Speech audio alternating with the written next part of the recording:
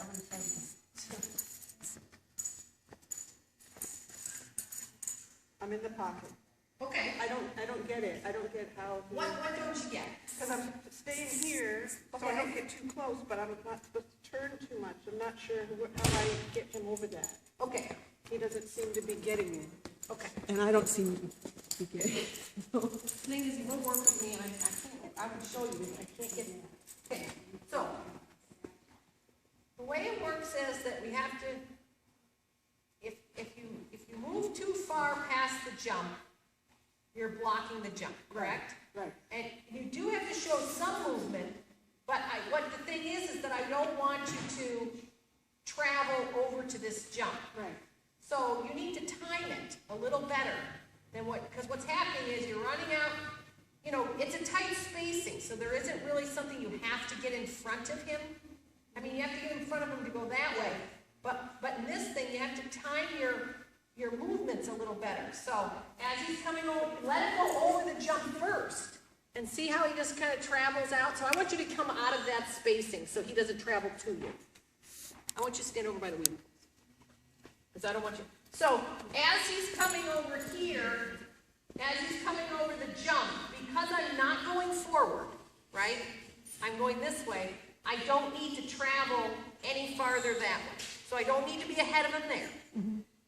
But I do need to show that we're turning this way. So that's when I come over into this space to support his line out there. So the dog is actually ahead of me. He has to be ahead of me in order for him to travel. If he is behind me and I stand here, no motion is showing no cues. Yeah.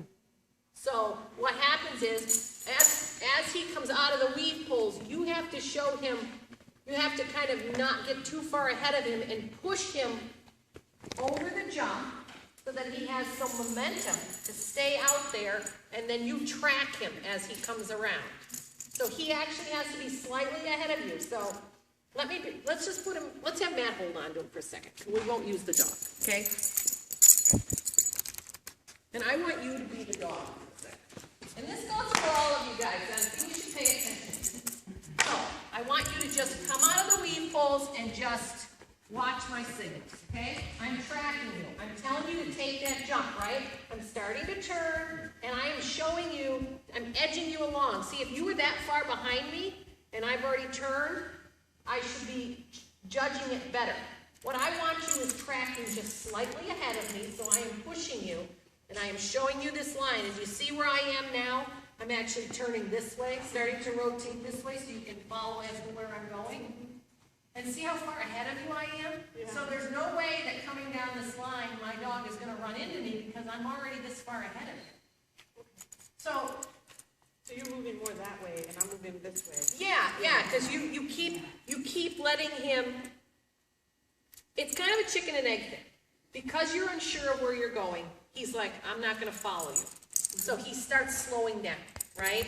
And then what you start to do is edge him up, edge him up, edge him up, but you start to block the jump. Right. So it's kind of like you need to come out of the weave poles with all this momentum. Let him jump out there. You're staying in the gap, and then you just keep rotating around.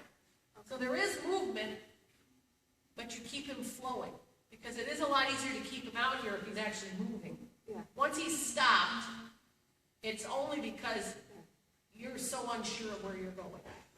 So you got to keep the momentum going. So try it one more time. Let me put the jumps up. Well, and that's why, but that's also why we study 270s. Yeah. It's not easy because the dog is staying out there and away from you. My dog used to drop that bar constantly because same thing, I wasn't getting them out there enough. You know, it's actually sending them to the backside of a jump, which requires this arm, this leg, pushing on their line, and then rotating. So try one more time. Keep rotating, keep rotating. And you gotta, see, you're above him, you've gotta push on his line. You gotta push the dog behind him. Like not physically push him, but holding your hand above the dog isn't telling anything. But if I'm pushing you like this, don't you feel that a lot more than me doing this? This kind of moves you in a different direction than this moves you. So try that. Low, keep your hand low. Low, push on. Okay, let me take it. Just, I know you don't. That's right. Ready? Jump. And then just push him out. Just keep it down like you would giving him a treat. Push him out right in his face. Maybe starting back a little further too, so he has some speed. Yeah, he's got to have a little momentum. Now push low on him. Low, low. Like on his chest. I want you to think about his chest.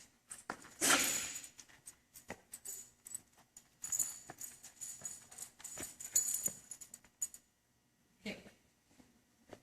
Then come out further this way if you're still pushing him. Okay. Push out forward, forward, forward, forward. There you go. That's it. Yeah. There you go. That's all right. Forget that. Just go right to the teeth. Go right to the teeth.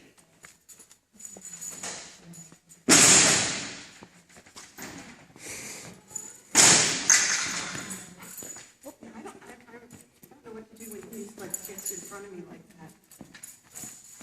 Where should I go? Well, okay, so when you work on jumps at home, is he focused on you or is he focused on the jump?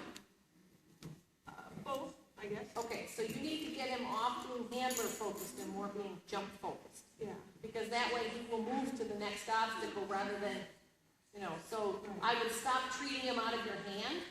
Okay. And maybe treating him on the ground or treating him forward. That's what I'm saying. Yeah. Yeah, because he is just so focused on getting that treat out of your hand, he won't move away from you. And that's exactly, he's so sticky in here. Right. He won't, So, okay, so. So let's just start from 9, 9, 10, go to the 8th frame, and then finish up, okay? So start running.